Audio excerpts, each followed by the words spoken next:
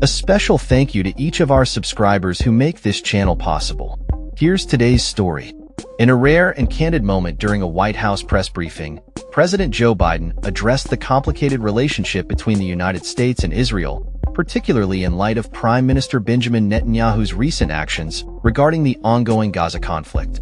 Biden's comments come at a time when tensions are high, both internationally and domestically, as the 2024 U.S. presidential election approaches. The president asserted, "No administration has helped Israel more than I have. None. And I think Bibi should remember that," referring to Netanyahu by his nickname.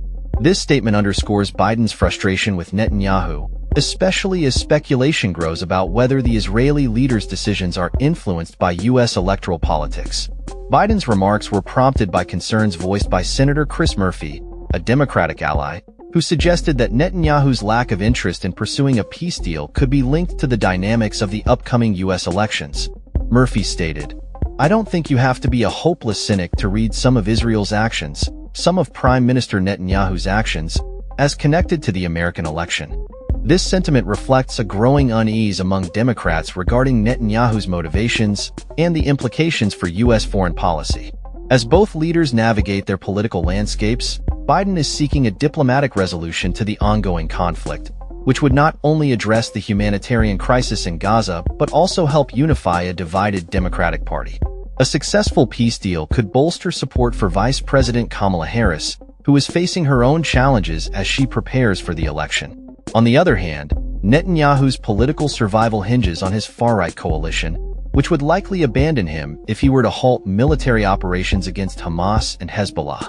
The situation is further complicated by Israel's aggressive military actions, including the targeting of Hezbollah leaders and ongoing strikes in Gaza. Netanyahu has publicly rejected calls for a ceasefire, stating that Israel will continue its operations until all objectives are met.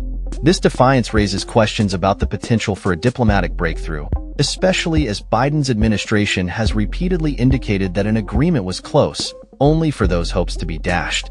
Moreover, the recent escalation of violence, including Iran's missile attacks on Israel and the subsequent rise in oil prices, adds another layer of complexity to the situation.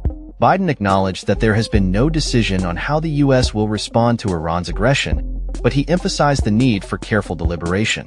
"I think if I were in their shoes, I'd be thinking about other alternatives than striking oil fields," he stated, indicating a desire for a measured approach rather than a knee-jerk reaction.